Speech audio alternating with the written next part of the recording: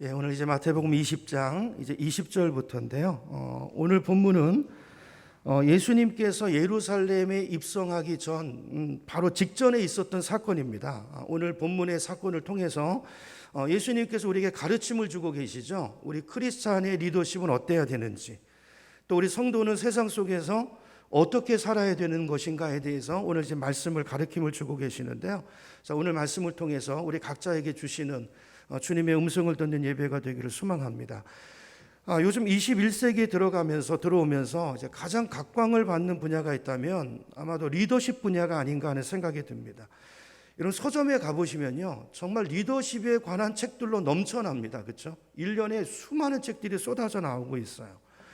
근데 재밌는 건 뭐냐면 그 책들을 읽어보면 요즘 리더십에 대한 책들은 내용이 다 비슷비슷해요. 분명히 이제 크리스찬이 아닌 사람이 저술한 책인데도 불구하고 그 책을 읽어보면요, 이 사람 혹시 크리스찬 아니야? 그런 생각이 들 정도로 굉장히 성경적인 리더십들을 저자들마다 이해하고 있는 것을 보게 됩니다. 자, 어떤 얘기를 하냐면요, 리더는 섬기는 사람이 돼야 된다는 거예요. 리더는 희생하는 사람이 돼야 된다는 것입니다. 자, 이런 이야기를 굉장히 많이 하고 있거든요. 자, 그런데 우리가 이제 그런 리더십에 대한 책들을 읽으면서 우리의 마음속에 드는 한 가지 의문이 생기는데, 그게 뭐냐면요, 여러분, 요즘 우리가 살고 있는 이 세상이 얼마나 경쟁이 치열한 사회입니까? 자, 근데 그런 사회 속에서 남들은 어떻게 하든지 남을 밟고 위로 올라가려고 몸부림치는데, 자, 그런 세상 속에서 나 혼자 양보하고 나 혼자 다른 사람을 섬겨주고 나 혼자 희생하고 그러면 과연 내가 이 세상에서 살아남을 수 있을까 하는 걱정이에요. 그렇죠? 과연 내가 성공할 수 있을까? 내가 뒤떨어지는 거 아닐까?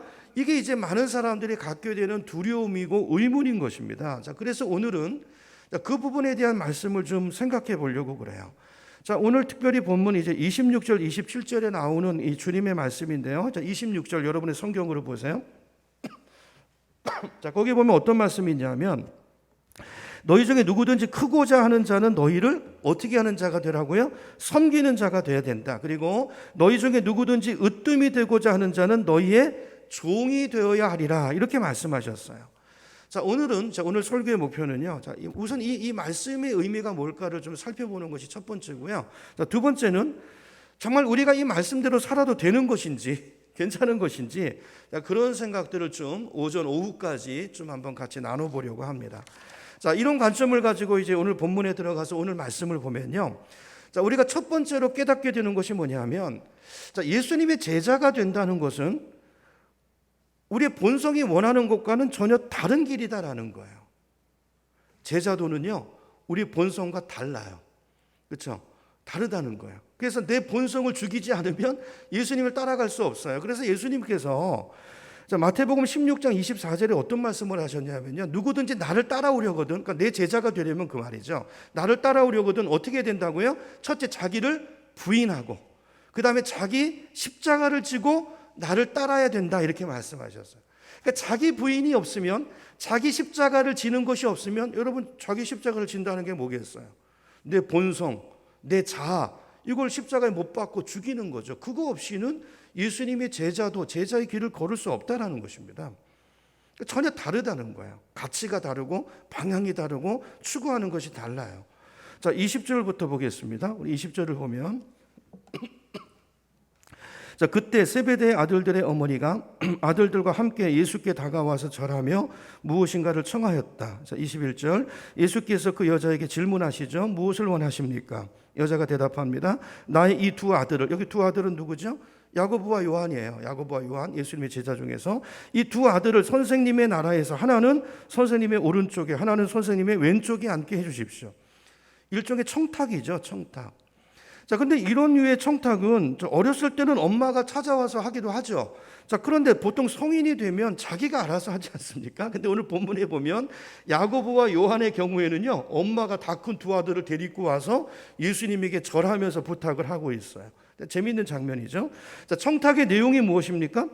나의 이 두 아들을, 그러니까 야고보와 요한을 선생님의 나라에서, 그러니까 지금 이 여인은 예수님이 지금 예루살렘에 들어가면 어떤 일을 한다고 보는 거예요? 정권을 뒤집어 엎고 쿠데타를 일으켜서 왕이 된다고 보는 거예요. 자, 그렇게 해서 선생님이 이제 왕이 되시게 되면 이 두 아들 중에 내 하나는 선생님의 오른쪽에, 또 하나는 왼쪽에 앉게 해 주십시오. 무슨 말입니까? 그 선생님 다음에 그 가장 높은 자리를 내 두 아들에게 주시면 좋겠습니다. 청탁을 하는 거예요. 자, 근데 20절을 다시 보세요. 자, 20절을 보시면 맨 앞에 어떤 단어로 시작하죠? 그때에 그랬어요. 그때. 여기 그때는 언제일까요? 그때라고 돼서 그때에 이 여인이 두 아들을 데리고 예수께 와서 절하면서 지금 말씀드린 것을 구했다라는 것입니다. 자, 하필이면 왜 이때 여인이 와서 이런 요청을 한 것일까요? 그때는 언제일까요? 우리가 마태복음을 계속 보아서 아는 것처럼 예수님께서 12제자가 있는데요. 예수님의 제자들 중에 12제자가 있는데 그 중에서요, 베드로와 야고보와 요한 이 세 사람이요, 그 제자 그룹 중에서 리더입니다. 리더. 그러니까 세 그룹으로 나눠져 있는데요. 자, 그 각 그룹 중에 리더격에 해당되는 사람들이에요. 자, 그래서 성경을 보면 예수님께서 어떤 중요한 일이 있을 때는요, 요 세 사람을 데리고 자주 다니셨어요. 그 비근한 예 중에 하나가 이제 마태복음 17장에 나오는 17장으로 한번 가보세요. 거기 보면 이제 변화산 사건이 나오잖아요. 그 특별한 자리입니다. 어떤 의미가 있는 자리인데 누구를 데리고 가냐면 17장 1절을 보세요. 1절을 보면 엿새 후에 예수께서 베드로와 야고보와 그 형제 요한을 데리시고 따로, 그러니까 이 세 사람만 따로 데리시고 높은 산에 가셨다라는 것입니다. 그러니까 이때도 누구만 데리고 갔어요? 이 세 사람만 데리고 갔어요. 그렇죠? 그러니까 이 세 명이 제자들 중에서 12명 중에서 특별히 리더 그룹인데요. 자, 그 3명 중에서도 1등은 누구라고 말할 수 있을까요? 성경을 보면 베드로예요. 베드로. 그래도 베드로가 첫째예요. 첫째.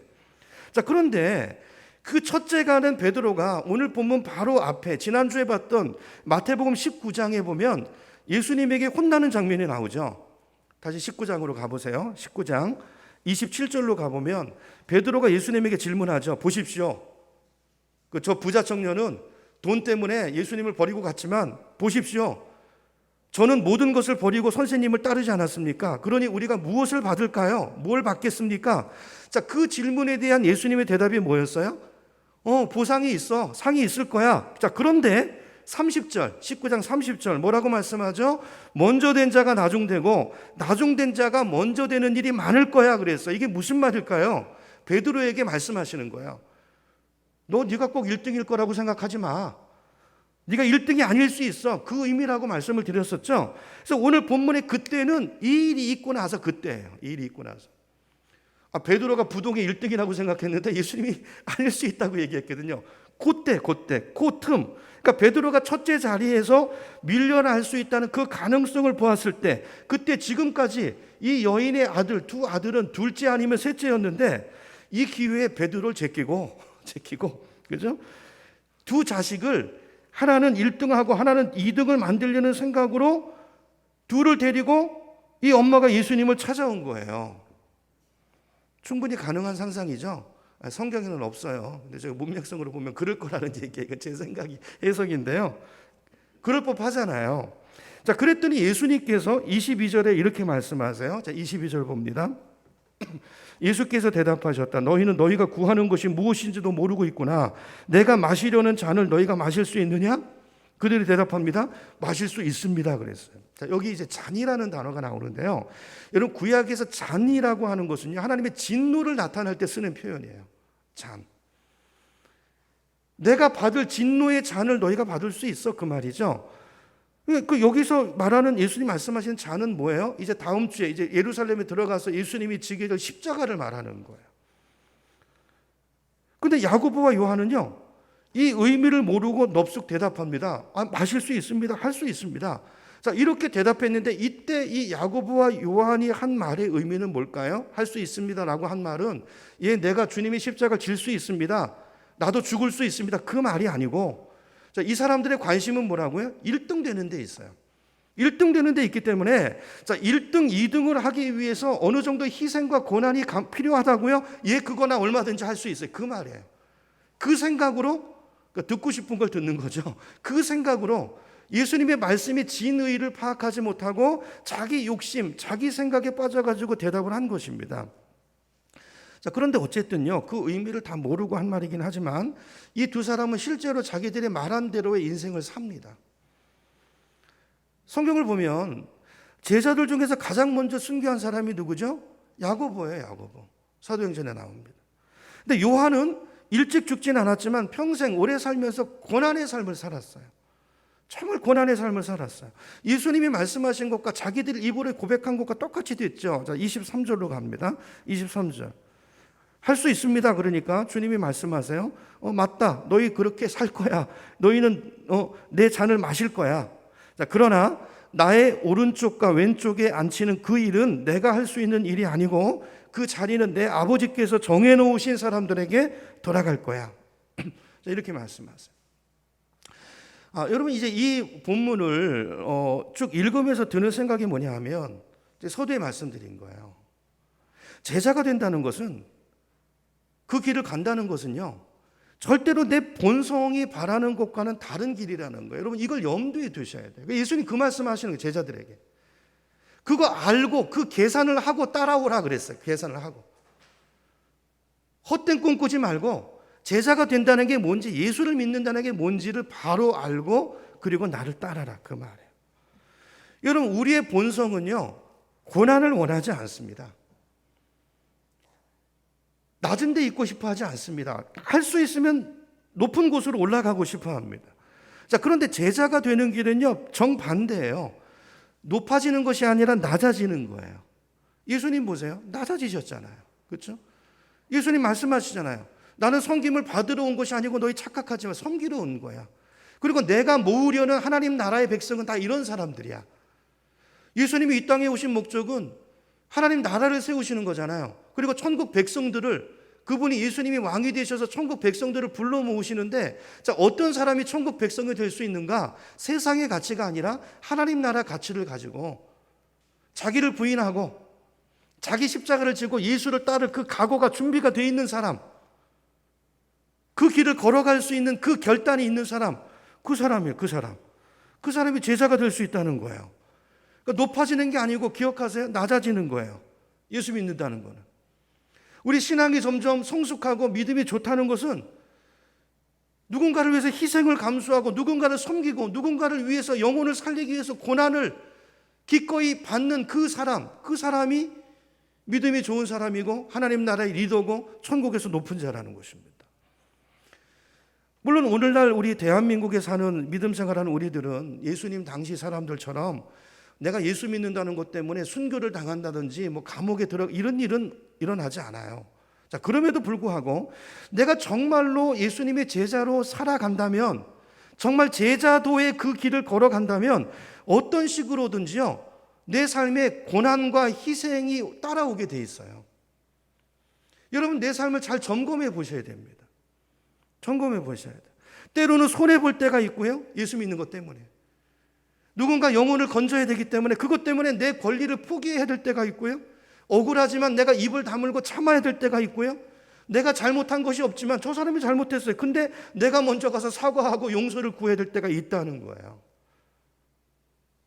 제자도. 시대를 초월해서 제자도를 걷고자 하는 사람은 내 본성이 원하는 것을 포기하는 희생이 필요하다는 것입니다. 자, 그래서 주님께서 아까 말씀드린 것처럼 이런 제자도를 가르쳐주는 말씀, 성경 어디에 있다고요? 마태복음 16장 24절. 자, 그러므로 누구든지 나를 따라오려거든 어떻게 하고, 첫째 자기를 부인하고, 두 번째 자기 십자가를 지고, 그러니까 죽을 준비하라는 거예요. 내 육신의 생명이 죽는 게 아니라 내 자아가 죽고 내 생각이 죽고, 그냥 생각 같아서는 그냥 한 대 치고 싶지만 그거 못 받고, 그죠? 그 권리를 포기하고 희생하고 저 영혼을 건지기 위해서, 하나님 나라를 위해서, 예수 그리스도를 위해서 그 결단이 있어야 나를 따를 수 있다는 거예요. 그게 제자라는 거예요, 그 사람. 자, 이런 말씀을 드리면, 자, 제자가 된다는 것은, 예수 믿는다는 것은 이렇게 희생이 필요하고, 이런 말씀을 드리면, 어떤 분들은 이제 그런 생각하시는 분들이 계실지 몰라요. 아, 그래? 예수 믿는 게 그런 거였어? 희생하고 내가 손해봐야 돼? 아니, 그럼 나 예수 안 믿을래. 그렇게 희생을 치러가면서까지 나는 그렇게까지 하면서 예수님의 제자가 되고 싶진 않거든. 난 그냥 편하고 그냥 행복하게 살고 싶어. 이렇게 생각하시는 분이 있을지 모르겠는데 여러분 근데 그건 오해예요. 오해.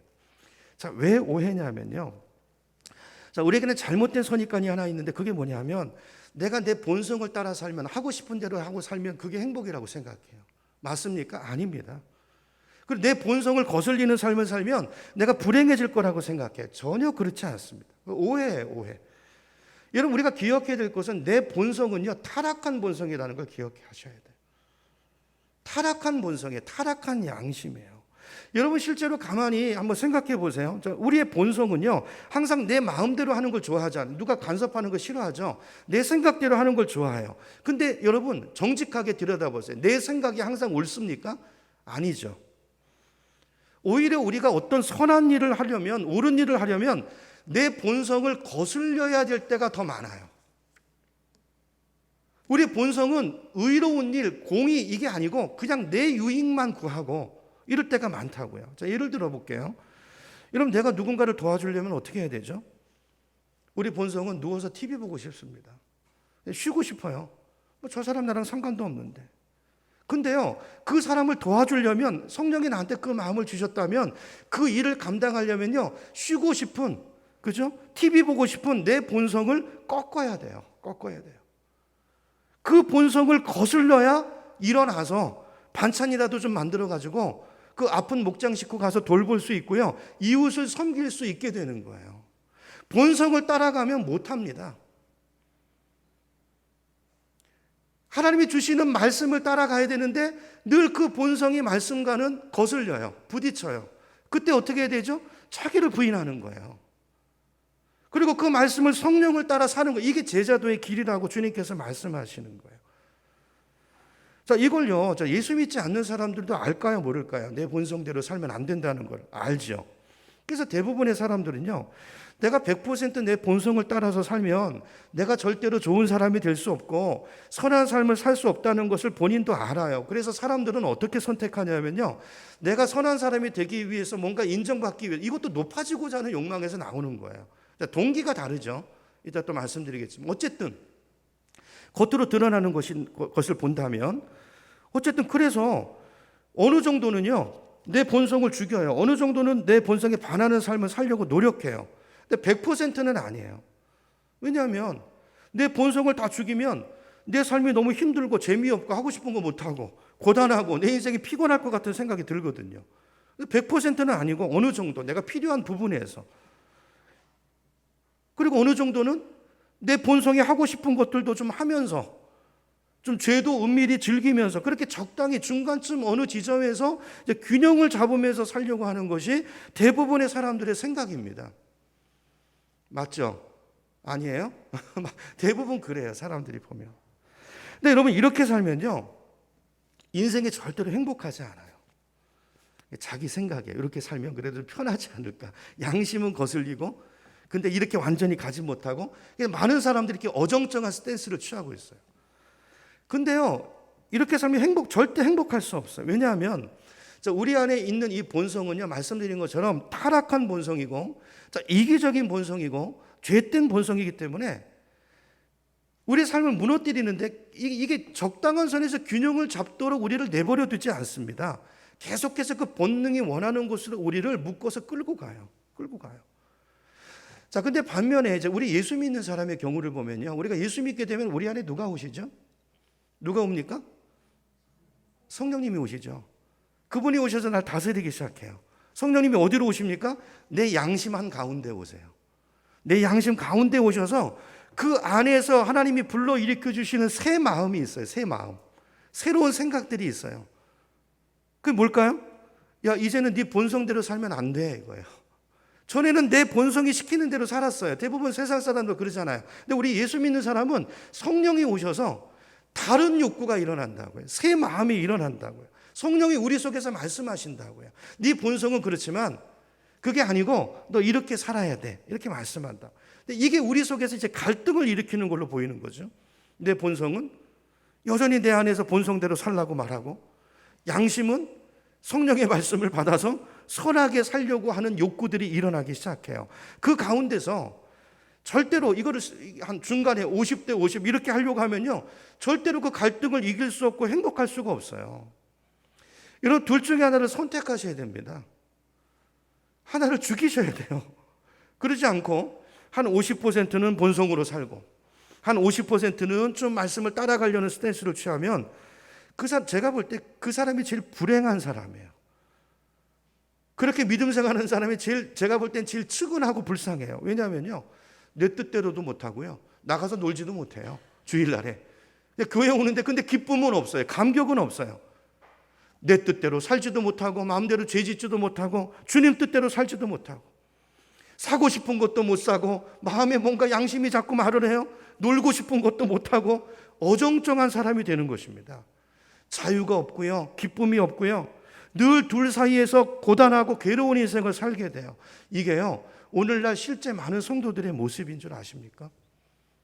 하는 분이 이렇게 살아요.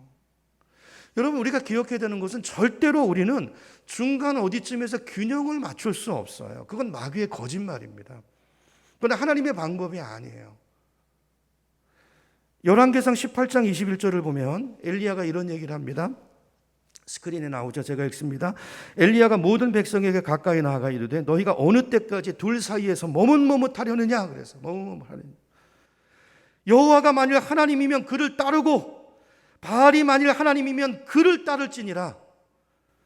백성이 한마디 대답하지 않는다. 여호수아도 이야기하죠. 둘 사이에서 머뭇거리지 말래요. 그러면서 여호수아는 그럽니다. 나와 내 집은 여호와를 섬기겠노라 그랬어요. 오직 그만 따르겠노라.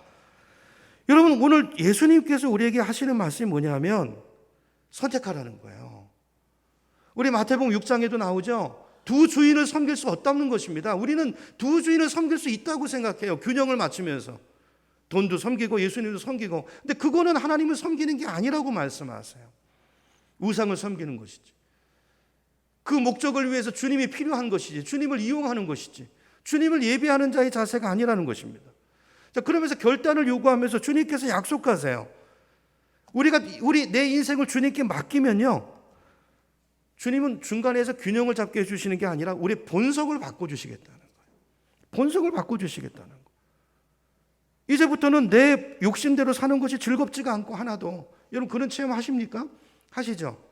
그렇죠. 전에는 즐겁던 것이 예수 믿고 나서 어느 순간 성령이 내 안에서 이게 일하시면서요, 그게 하나도 안 즐거워요. 이제는 그 말씀을 따라 사는 것이 즐겁고 하나님의 나라에 대한 어떤 소원을 품게 되고 그것이 즐거운 일이 되고, 자, 그렇게 살고 싶은 새 마음을 성령이 우리 안에서 일으켜 주신다는 거. 이게 하나님의 약속이에요. 어떻게 할 때요? 내 인생을 맡길 때. 물론 이렇게 사는 것이 처음에는 힘들 수 있습니다. 왜냐하면 여전히 내 본성이, 죄된 본성이 내 안에 살아있기 때문에, 역할을 하기 때문에 이게 한 번에 안 죽어요. 그렇죠? 이 본성을 계속해서 꺾어야 되는, 십자가에 못 박아야 되는 이 고통이 있을 수 있어요. 자, 그런데 어느 정도 시간이 지나다 보면 점점 내 안에 새로운 본성이 자리 잡기 시작합니다. 여러분, 내 옛 본성에 죽여야 될 자아에다 밥을 주지 마세요. 그 죽이셔야 돼요. 굶겨서. 그래 내 안에 진짜 평화가 오고요, 내 안에 진짜 샬롬이 오고 행복이 오는 거예요. 이게 우리 모두가 걸어야 될 제자도의 길인데, 자, 이걸 이제 우리에게 예수님께서 어떻게 설명해 주시냐면요, 마태복음 11장에서 설명을 해 주시는데요. 여러분 성경으로 찾아보겠습니다. 조금 앞으로 가면요, 마태복음 11장 28절로 가보세요. 이게 그 말씀이에요. 마태복음 11장 28절부터 봅니다. 수고하고 무거운 짐진 자들아. 이게 아까 말씀드렸던 그 갈등하고 사는 세상 사람을 말하는 거예요. 수고하고 무거운 짐진 자들 다 내게로 오라. 내가 너희를 쉬게 하리라. 29절. 나는 마음이 온유하고 겸손하니 무엇을 메고요? 내 멍에를 메고. 여기 내 멍에, 예수님의 멍에가 뭐죠? 십자가입니다. 십자가. 내 멍에를 메고 이 속에 들어와서 나에게 배우래요. 그리하면 너희 마음에 뭘 얻어요? 쉼을 얻을 것이다. 자, 여기 멍에는 주님의 십자가예요. 십자가. 그러면서 30절에 보니까 이 주님의 멍에는 편하고 짐은 가볍다고 말씀하세요. 짐이 말씀하세요. 이게 무슨 말일까요? 예수님의 제자가 되는 길은 겉으로 볼 때는 분명히 내 본성과 반대되는 길이기 때문에 이게 힘들어 보이고 어려워 보이고 또 내가 그렇게 사는 것 자체도 불가능하게 보여지지만 이 예수님의 초대에 내가 응답해서 반응해서 내가 한번 그렇게 살아보겠습니다 결단하고 주님의 그 멍에 안으로 들어가게 되면 그 속에 놀라운 평안이 있다는 거예요. 평안이 있다는 거예요. 왜냐하면 이 멍에는 누구의 멍이에요? 주님이 멍이에요. 이게 헬라 원뜻을 보면 주님이 짐을 지는 멍에라는 거예요. 내가 짐을 지는 멍에가 아니고 그 멍에 속에 들어가면 내 짐이 지어져요. 주님이 지어주신다는 거예요. 그러면 멍에 안에 들어오라는 것은 바꿔 말하면 너의 짐을 내 멍에 위에 올려놓으라는 거예요. 그리고 그 속에서 그 멍에, 여러분 이스라엘의 멍에는 이게 짐승들이 짐을 지는 도구잖아요. 근데 이스라엘의 멍에는 짐승 한 마리가 끄는 멍에가 아니고 둘이 끄는 멍에예요. 근데 둘이 끌 때 어떻게 그 짐승을 배치하냐면 한 짐승은요 어미소입니다. 큰 소. 거기에다가 새끼 소를 붙여요. 그럼 그 짐은 누가 지죠? 어미가 지는 거예요. 새끼는 뭐 하는 거죠? 엄마랑 발 맞춰서 가면서 짐을 지는 법을 배우는 거예요. 이렇게 하라는 거예요. 주님 이렇게 하시겠다는 거예요. 내가 어미소가 돼서 너희와 함께 동행하면서 너희 짐을 져주고 너의 삶의 길을 인도해 주시겠다는 것입니다. 우리는 그 뒤를 따라가기만 하면 된다는 것입니다. 자, 이게 주님의 초대고 이게 주님과의 동행이에요. 자, 그런데 여기 말씀을 보니까 주님은 마음이 어떤 분이라고 이야기하십니까? 온유하고 겸손하신 분이라는 거예요. 그러므로 그분과 함께 하면 어떤 분은 그런 사람이 있잖아요. 짐을 져준다고 해서 같이 갔는데 더 힘든 분이 있죠. 우리 예수님 그런 분이 아니고 마음이 온유하고 겸손하시고 나를 위해서 죽기까지 하신 당신의 생명을 내오신 그런 분이기 때문에 그분과 함께하면 우리 삶에 뭐가 있어요? 쉼이 있어요. 평강이 있어요. 안식이 있고 행복이 있다는 거예요. 자, 그러니까 이 말씀대로 보면 제자도는요 힘든 게 아니고 이거 오해라는 거예요. 오해. 왜냐하면 그동안 우리가 너무 속아 살아 마귀에 이 엉뚱한 가치관에 속아 살았기 때문에 오해입니다. 힘든 것이 아니고 행복한 길이다라는 것을 여러분 기억하시고 여러분 다시 용기를 내셔서 하나님께 여러분의 인생을 맡겨보시기 바랍니다. 주님의 그 멍이 안에 들어가시기 바랍니다. 그리고 주님이 이끄시는 대로 한 걸음 한 걸음 따라갈 때 내 안에 새 마음이 생기고요. 그렇죠? 옛 자아가 다 죽어지고요. 주님께서 약속하신 행복한 삶이 누려지는 놀라운 행복한 삶이 약속으로 주어진 삶이 우리 삶에 실제로 우리 안에 임하게 되는 것을 보게 될 것입니다. 이게 주님의 초대예요. 주님의 약속이에요. 자, 이런 은혜를 누리는 우리 모두가 되기를 축원합니다. 자, 두 번째입니다. 제자도 첫 번째는 이제 내 본성과 정반대되는 길이라는 말씀을 드렸고요. 자, 두 번째는요. 오늘 본문을 보면 본성뿐 아니라 세상의 가치관과도 정반대가 돼요. 그래서 이게 두려운 거예요, 처음에. 자, 24절부터 다시 가서 봅니다. 이제 20장입니다. 20장. 24절부터 보면 자, 열 제자가 이 말을 듣고 그 두 형제에게 분개하였다 그랬죠. 분개하였다. 여러분 열 제자가 왜 분개했을까요? 서두에 말씀드린 것처럼 자, 오늘 본문의 사건은 예수님이 십자가에 달리시기 바로 불과 일주일 전에 일어난 사건이라는 말씀을 드렸잖아요. 자, 그래서 오늘 본문 바로 앞에 19절에도 보면 예수님께서 제자들을 따로 데리고 나가서요. 그저 거기서 십자가 얘기를 하세요. 야, 이제 나 예루살렘에 가면 대제사장들에게 넘겨져 가지고 고난받을 거야. 나 채찍에 맞을 거고 십자가 못 박혀 죽을 거야. 근데 그게 끝이 아니야. 두려워하지 마. 나 3일 만에 다시 살아날 거야. 굉장히 비장한 말씀을 하시죠. 자, 그러면 이 말씀을 들었으면 3번이나 이 말씀을 하셨잖아요. 자, 그러면 이 시점에서 제자들이 분개하는 이유가 최소한 이래야 되잖아. 야, 지금 때가 어느 때인데 너희들 예수님 마음도 모르고 어떻게 그렇게 선생님의 마음을 아프게 할 수 있어? 1등 되려고 싸우고. 아, 이렇게 분개해야 맞잖아요. 근데 그렇습니까? 아니에요. 제자들이 분개한 이유는요. 야, 왜 네가 1등이야? 내가 1등이지. 그 문제 가지고 다퉜다는 거예요. 여러분, 그런 예수님의 마음 입장에서 한번 생각해 보세요. 이게 지금 예수님께서 돌아가시기 얼마 전 일이라고요? 한 주 전 일이라고요. 3년을 제자 훈련하셨는데 이게 우리예요, 우리. 여러분, 이 모습을 바라보시는 예수님의 마음이 얼마나 착잡하셨을까요? 얼마나 비통하셨을까요? 자, 그런데도 25절을 보면 예수님은 전혀 화내지 않으시고 가르침을 주시죠. 자, 25절로 갑니다. 자, 예수께서는 그들을 곁에 불러놓고 말씀하셨다. 너희가 아는 대로 이방 민족들의 통치자들은 백성을 마구 내리누르고 고관들은 백성에게 세도를 부린다. 그러나 너희끼리는 그렇게 해서는 안 된다. 너희 가운데서 크고자 하는 사람은 누구든지 너희를 섬기는 사람이 되어야 되고 너희 가운데 으뜸이 되고자 하는 자는 너희의 종이 되어야 한다. 인자는 예수님이죠. 나는 섬김을 받으러 온 것이 아니라 너희를 섬기러 왔으며 많은 사람을 위하여 내 목숨을 너희 목숨값으로 치러주려고 왔다 그랬어요. 지금 서로 높은 자리를 차지하려고 다투고 있는 제자들을 향해서 예수님이 하시는 말씀은 뭐냐면 한마디로 정리하면 이거예요. 우리 예수 믿는 사람들은 인생의 목적이 섬기는 데 있어야 된다는 거예요. 근데 세상의 가치관은 그렇지 않죠. 세상 사람들의 인생의 목적은 뭡니까? 섬기는 사람이 되는 것이 아니고 섬김을 받는 사람이 되는 거죠.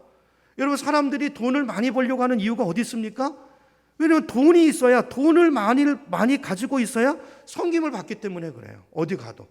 식당에 가도 그렇고요. 어디 가도 그렇고요.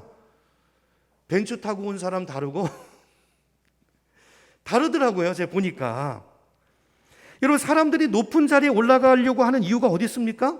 높이 올라가면 올라갈수록 나를 섬기는 사람이 많아지죠. 나를 더 좋게 섬겨주고 더 많이 섬겨주고 그래서 높아지려고 하는 거예요, 사람들이.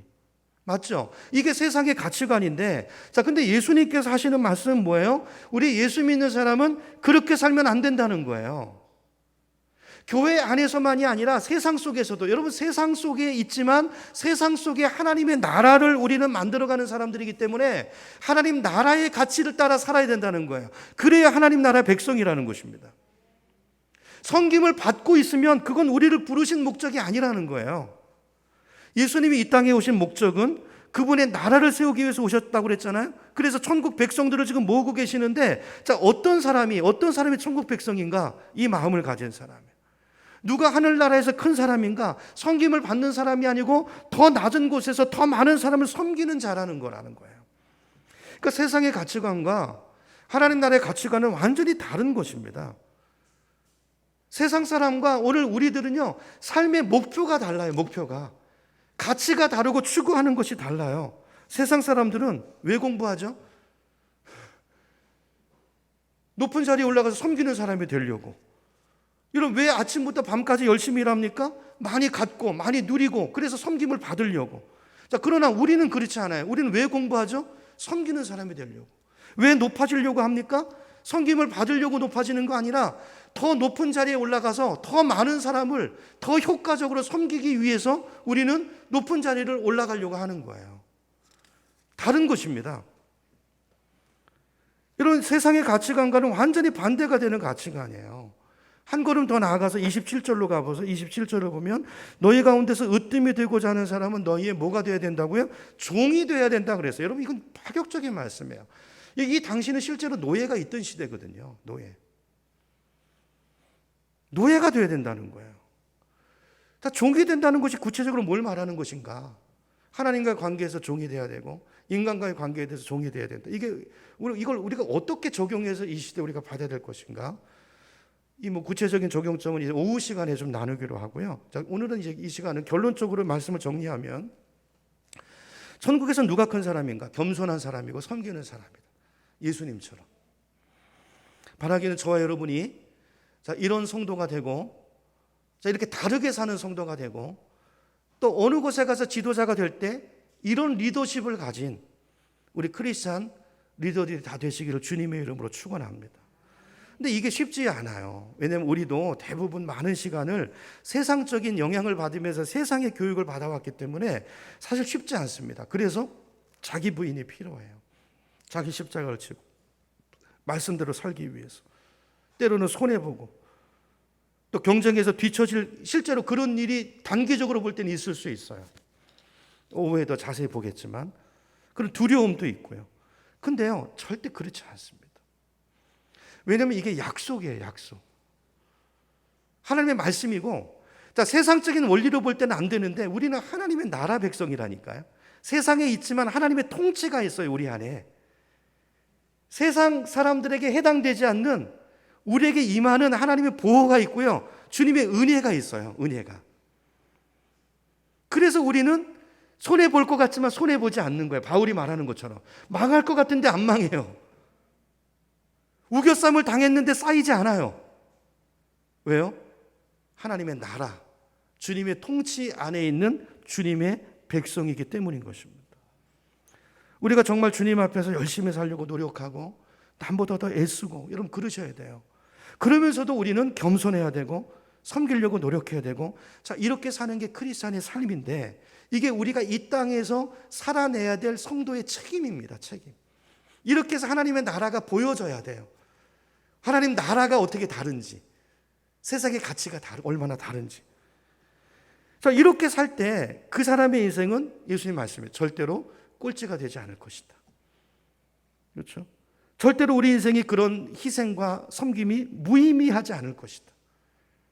그 나라에서 영원히 빛날 것이다. 하나님께서 우리를, 여러분, 세상에서도 이렇게 말하지 마세요. 이원론. 이건 굉장히 잘못된 가르침입니다. 교회에서. 교회가 하나님의 나라고 세상은 이거 아니에요. 교회는 세상 속에 있는 하나님의 나라예요. 분리될 수 없어요. 세상에 있지만 어느 곳에 있어도 그곳에 하나님의 나라 백성으로 있는 거예요. 내가 그곳에 있기 때문에 그곳에는 뭐가 하나님의 통치가 임하는 자리인 거예요. 하나님이 절대로 이 약속을 신실하게 지키시고 우리가 비참해지지 않게 하십니다. 하나님께서 우리 인생을 책임지십니다. 오늘 이 약속을 기억하시고 나중에 천국 가서 이렇게 사는 게 아니라 이 땅에서부터 이렇게 살아갈 수 있는, 여러분의 가정이 하나님의 나라고 직장이 하나님의 나라고 여러분 사업장에서 이런 리더로 이런 크리스찬의 섬김의 삶을 걸어가는 우리 모두가 되기를 간절히 소망합니다. 우리 섬기는 사람이 됩시다. 섬기는 사람이 되고 낮아지는 겸손한 사람이 돼서 다른 사람을 성공시켜주는 사람이 되고, 그렇게 해서 주변을 활기차게 만들어가는 천국 같은 주님의 나라로 만들어가는 그런 사람이 돼서 하나님께 기쁨이 되고 이 세상에도 유익이 되는, 세상에 욕을 먹는 교회가 아니라, 그렇죠? 기복신앙적인 그런 자기 안을 향해서 있는 그런 공동체가 아니라 세상을 향해 뻗어 있는, 담장 넘어 뻗은 가지가 돼서 세상을 축복하는 그런 저와 여러분의 인생이 돼서 주님을 영화롭게 하는 그런 우리 모두가 되기를 예수님의 이름으로 축원합니다.